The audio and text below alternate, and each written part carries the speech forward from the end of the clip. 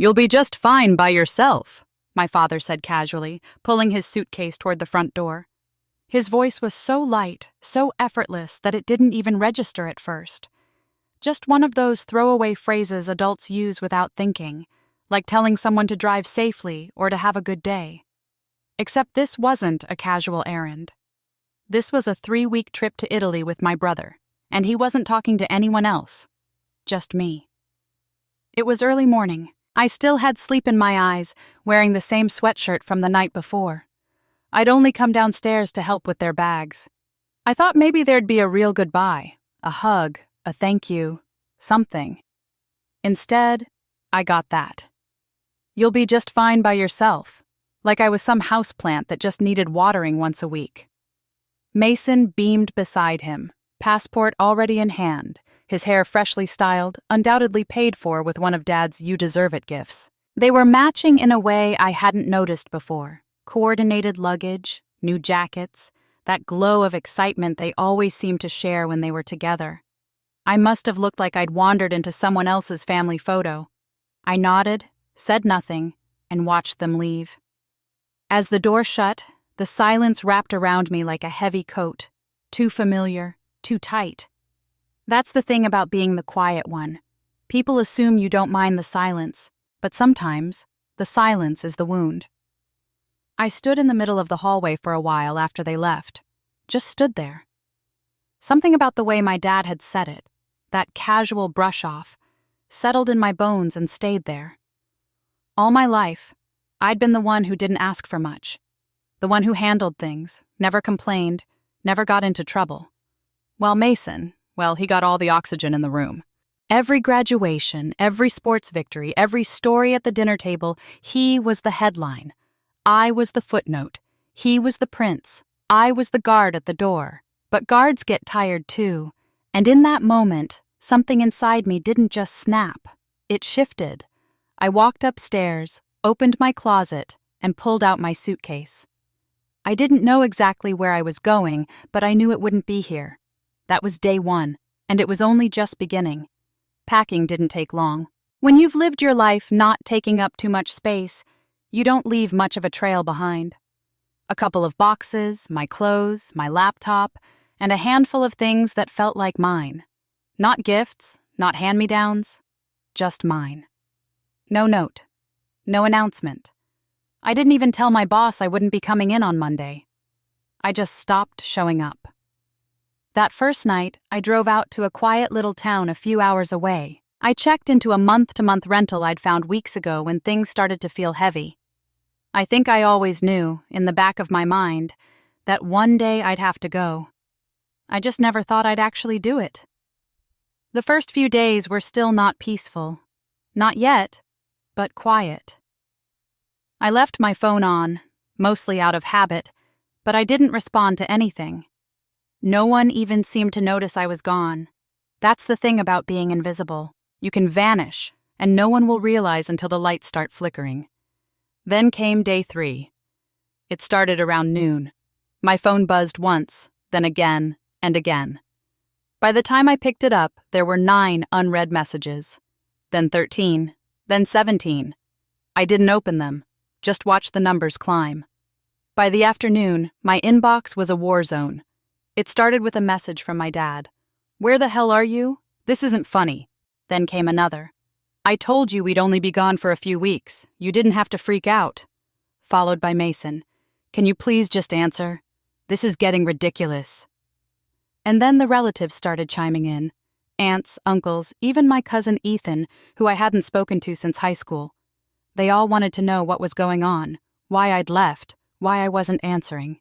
Some messages were dripping with concern, others with frustration. One of my uncles accused me of being cruel and dramatic.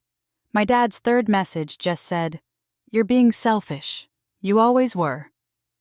That one made me laugh, because if I had ever been selfish, they wouldn't have had so much to lose without me. I didn't reply, not to a single one. I just sat there on that creaky old couch in my tiny new place, phone in hand, watching them spin themselves into chaos, like pulling a card from the bottom of a house of cards and watching the whole thing tremble. They weren't used to me making noise. But silence, my silence, it was louder than anything I'd ever said, and I could tell they were starting to panic.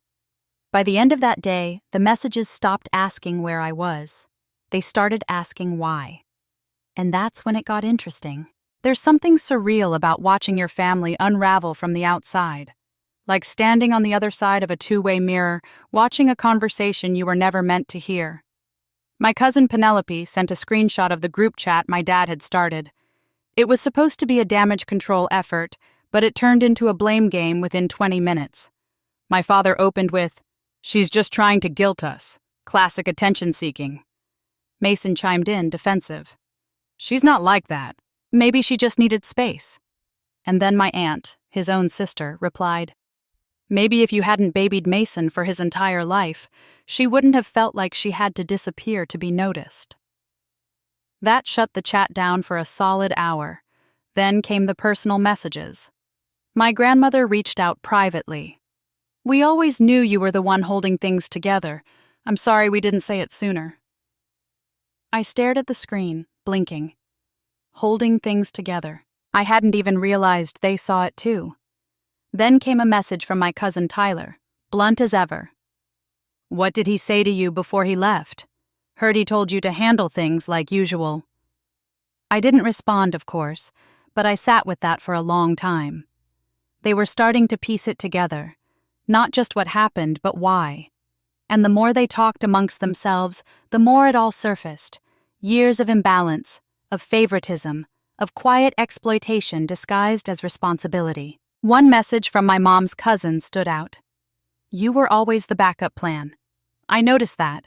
I just didn't want to interfere." Backup plan. Those two words hit harder than anything else because they were true. Every late-night phone call when a bill was due. Every canceled plan when someone needed a ride. Every, "Can you just do us this one favor?" I was the default. The failsafe. The one they didn't worry about because they thought I didn't need anything. And now that I was gone, they realized how much I'd been holding. The cracks were showing, one by one. Their stories about our perfect family were beginning to split at the seams, and I hadn't said a word. The next morning, there was a knock at the door.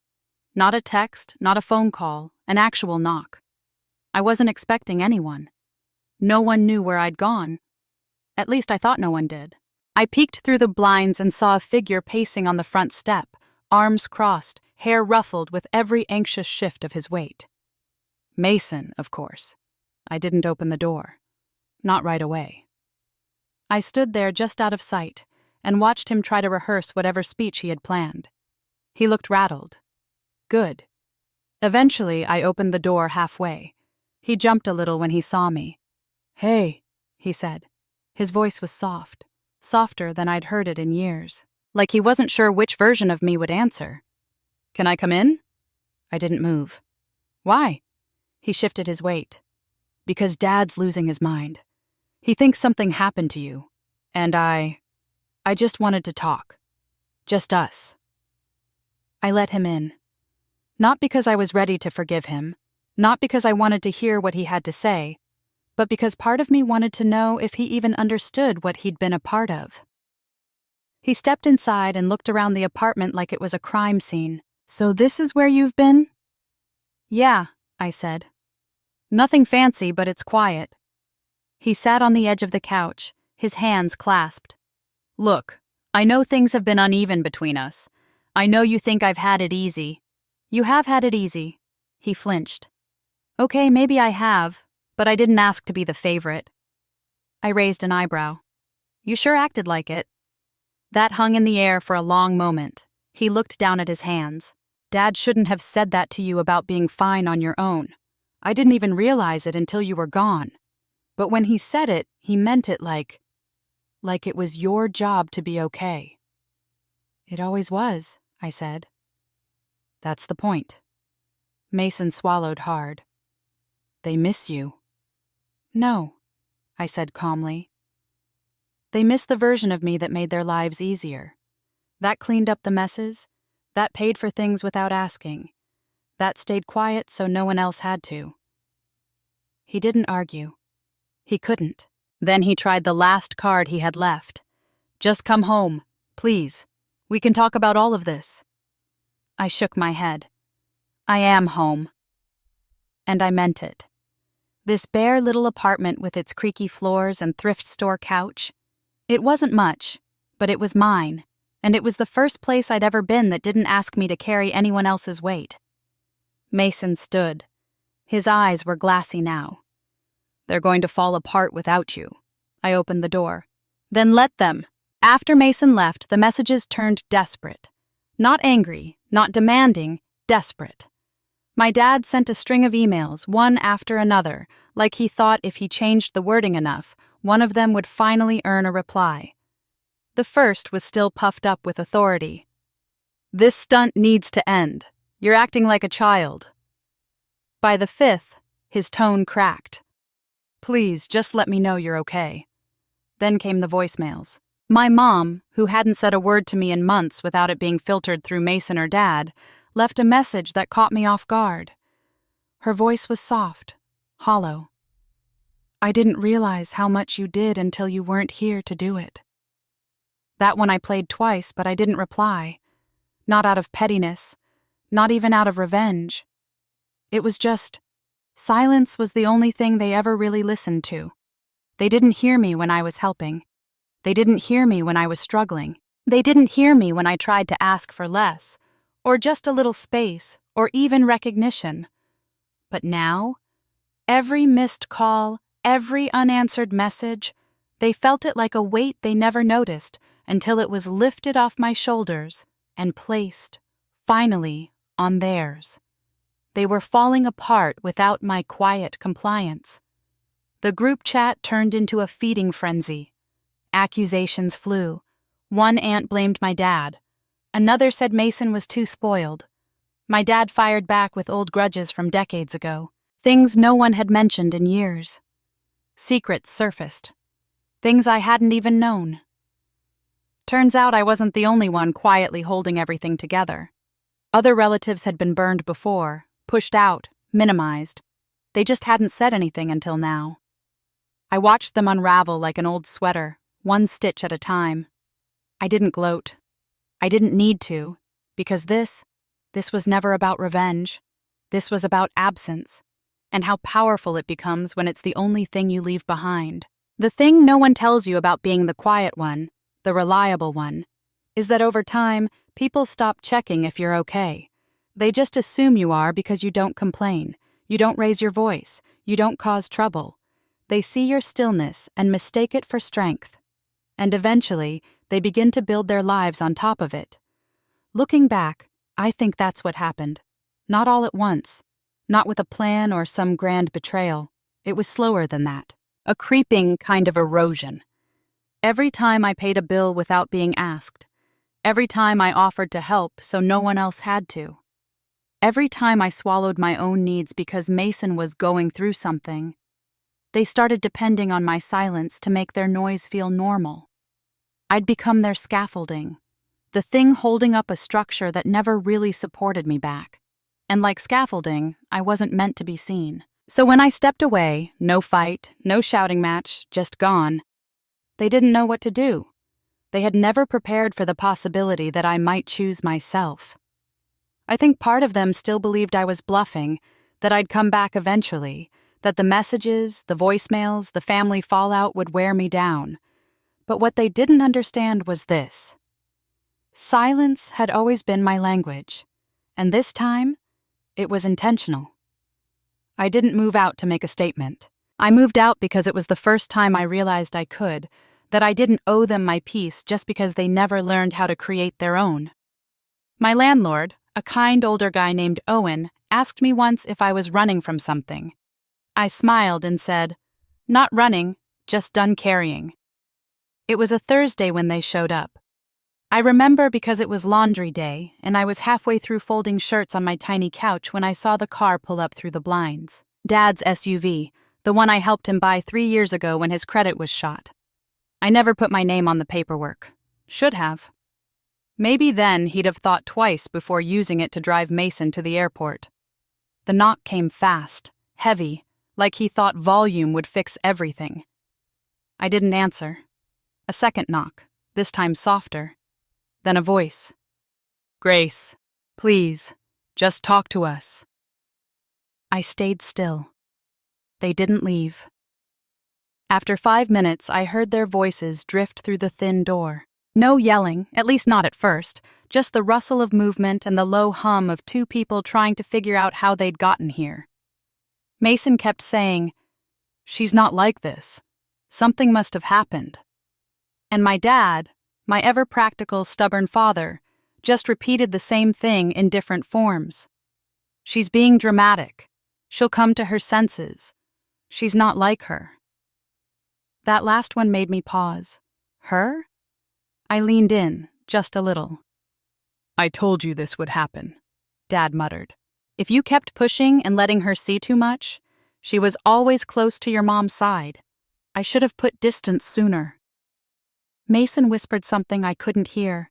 Then my dad said, low and bitter, "If she opens that door, everything falls apart." And just like that, I understood. This wasn't about concern. It wasn't even about guilt. It was about control, about the delicate illusion that had kept everything running. Me quiet, me present, me invisible. They weren't here to apologize. They were here to restore the system. I didn't open the door. I let them stew outside for 15 more minutes before they finally left, muttering, frustrated, still convinced they could fix it. But they couldn't, because I was no longer a part of the machine they'd built around my silence.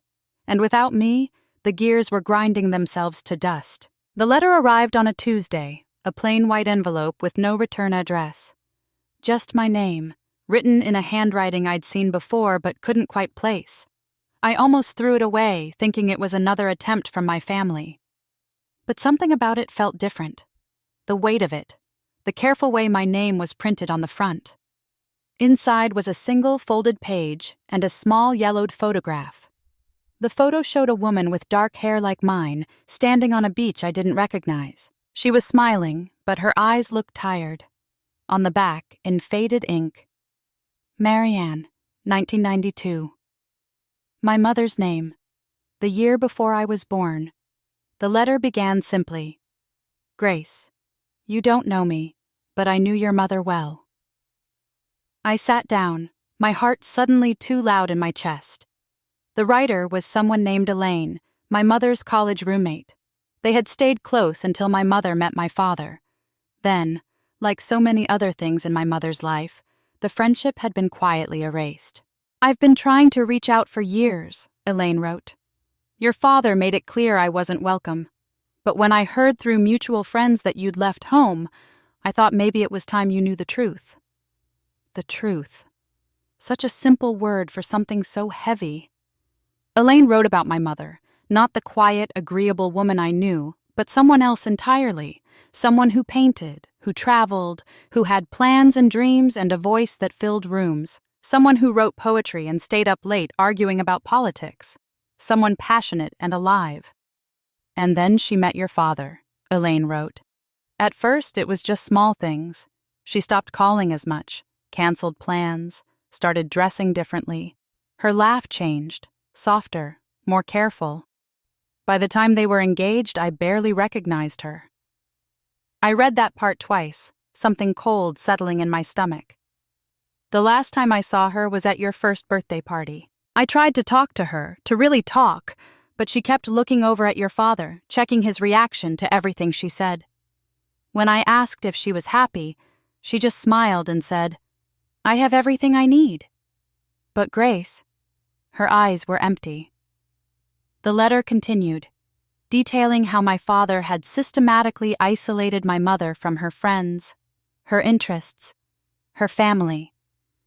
How he'd criticized her until she became small enough to fit into the space he'd designed for her. How he'd done the same with me while elevating Mason as the golden child. "Your brother was never the problem," Elaine wrote. "He was just another tool in your father's system.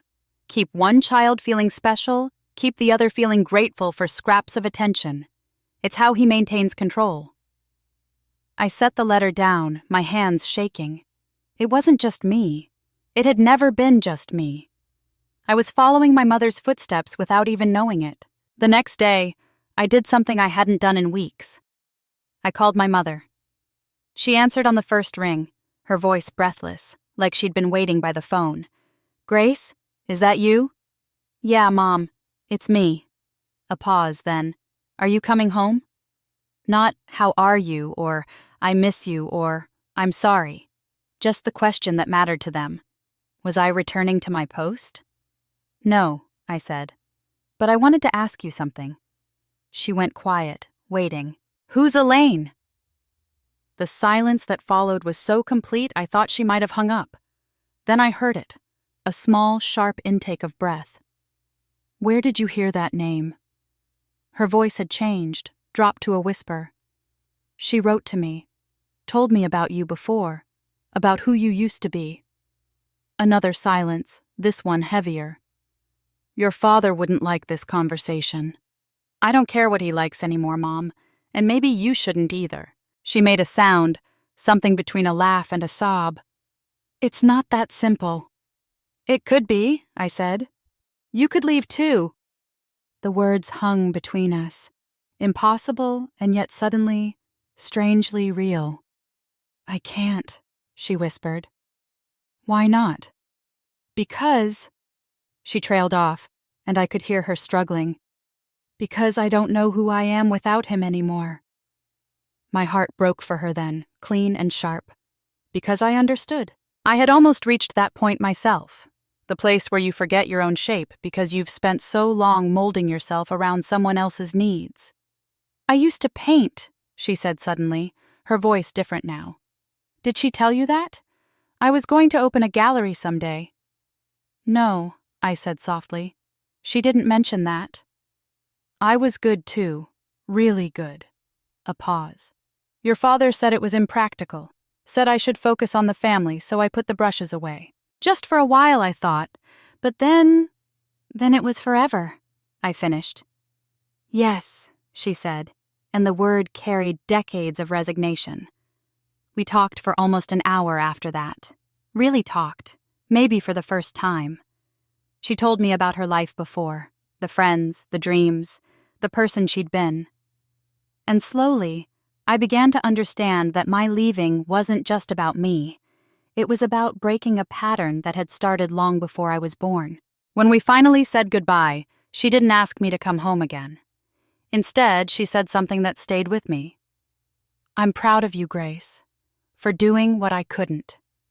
That night, I looked at the photograph again, my mother on that beach, before everything changed. I wondered if somewhere inside her, that woman was still there, waiting. And I wondered, with a kind of quiet hope, if my leaving might help her find her way back. The next morning, I woke up to a text from my mother. Just 4 words. "I bought new brushes." I didn't expect my father to come alone. He always brought reinforcements, my brother, my mother, sometimes even extended family, people who could soften his edges or clean up after his words. But there he was, standing outside my apartment building in the rain, no umbrella, just his thin jacket and that look on his face I'd known my whole life. Determination mixed with something harder. I watched him from my window for several minutes. He didn't pace or check his phone. He just stood there staring up at my building like he could will me to appear. When I finally buzzed him in, it wasn't because I wanted to see him, it was because I was tired of being afraid of what would happen if I did. He knocked 3 times, sharp and quick. I opened the door but blocked the entrance. "Grace," he said, my name sounding formal on his lips. His hair was damp from the rain, plastered to his forehead in a way that made him look older. Vulnerable, almost. "Dad? Can I come in?" I hesitated, then stepped aside. He entered cautiously, eyes scanning the apartment like he was cataloging deficiencies. Too small, too sparse, not enough to justify leaving home. "Your mother's painting again," he said abruptly, still standing. I nodded. "I know." "She says you encouraged her." "I just reminded her who she used to be." His jaw tightened. And who was that exactly? Someone with her own voice, her own dreams. He laughed, but there was no humor in it. "Dreams don't pay bills, Grace. Dreams don't build stability. Neither does control, I said quietly. The word hung between us. Control. We'd never named it before, this thing that shaped our family. It was always disguised as protection, as guidance, as knowing what was best. I never controlled anyone, he said, but his voice lacked conviction. You controlled everything. How we spoke, when we spoke, what we were allowed to want. I took a breath. You made Mom small enough to fit in your pocket. You tried to do the same to me. I gave you both everything. His voice rose, filling my small apartment. Security, stability, a good life. At what cost? I asked. Mom gave up painting. I gave up having needs. Mason gave up learning how to stand on his own. We all gave up pieces of ourselves to keep you comfortable. He shook his head, dismissive. You've been talking to Elaine. The name fell between us like a stone. Yes, I said. I have. She never understood our family. She was jealous of what your mother and I had. What did you have, Dad? Really?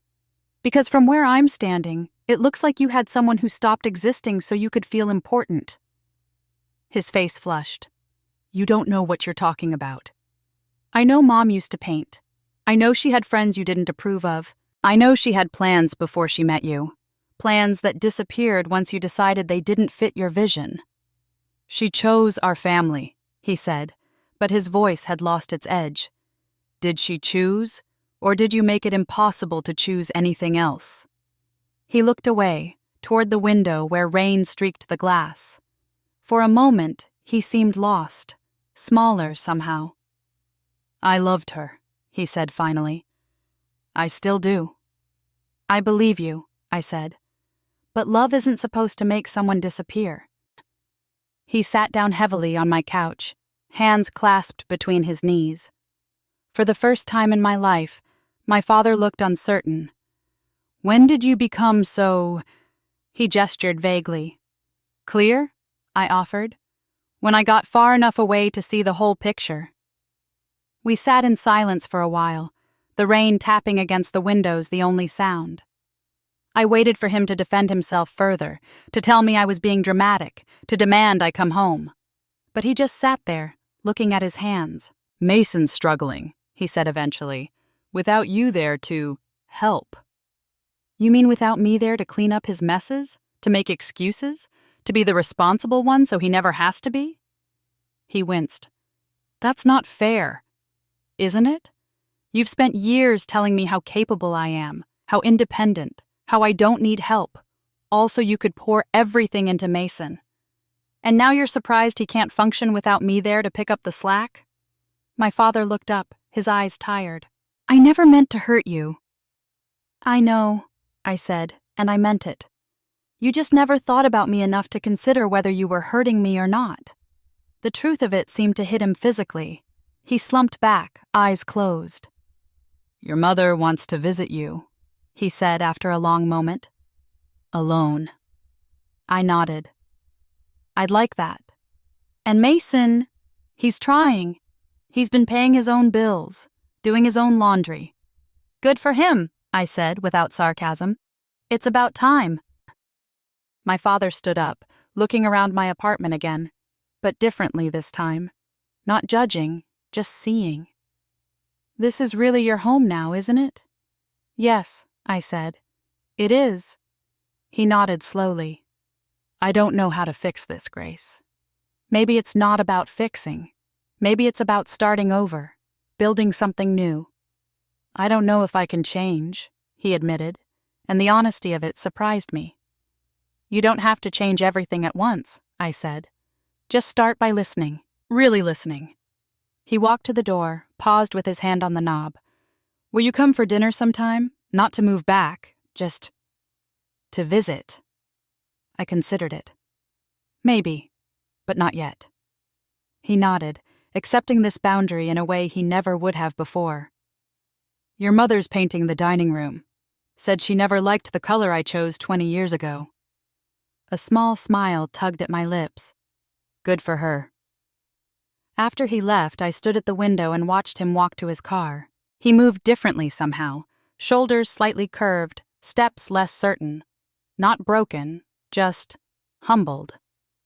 My phone buzzed with a text from my mother. "He went to see you, didn't he?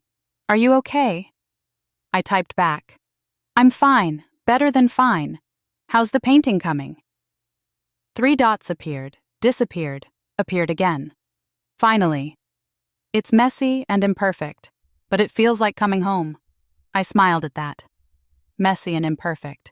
Maybe that's what healing looked like. Not a clean break, not a perfect resolution, but a messy human process of finding your way back to yourself. And for the first time, I felt like maybe, just maybe, we were all finding our way back.